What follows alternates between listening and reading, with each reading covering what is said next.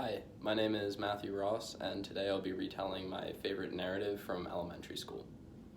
So the story is The Hatchet by Gary Paulson, and the story starts out with Brian, and his parents are divorced, and his dad lives in Alaska, so he has to take a bush plane all the way to his dad in another city.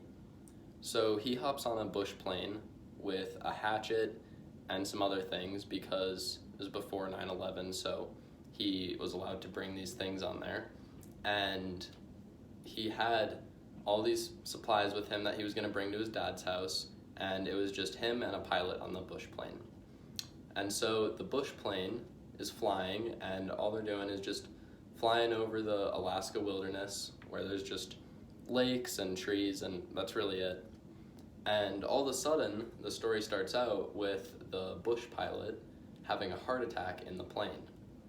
And Brian is pretty young, and so he doesn't know really what to do.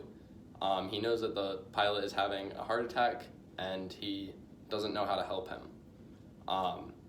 So the pilot unfortunately ends up dying, and Brian has to attempt to fly this plane to safety. So he's flying, and he's never flown a plane before. So he doesn't know about headings or where to go or anything like that. So he's just flying through the Alaska wilderness, and eventually signals start going off in his plane saying you're out of fuel.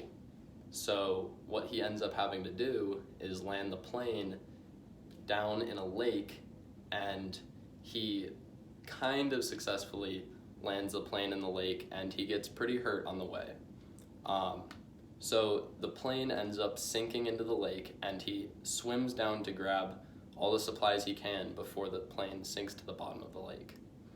So now he's stuck on the side of this lake in the middle of nowhere, Alaska, and Alaska has the biggest wilderness in all of America, so it's huge.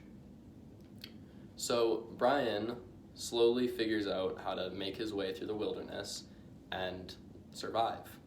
And that was the part of the story that I really liked. He ends up finding flint, which you can hit metal against, and you can make a fire with it. And he remembered seeing that in a book or something like that.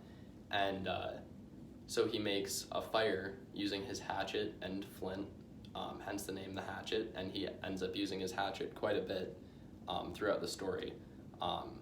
He makes a bow and arrow and catches squirrels and birds, and then eventually a moose comes into his camp and tramples him at one point and really messes him up. And then also a beaver comes and a porcupine, and he gets stung by the porcupine, and he gets a bunch of prickers in him. And so yeah, just a bunch of things happen to him throughout the story, and I think that's what I really found captivating as a child. And the story ends with him not being found. And there's a second book, which is a sequel to it, which I've read, but I won't get into that one. But yeah, I also really liked how it ends kind of on a question, and it doesn't really tell you whether or not he survives or gets found by anyone. So, thank you.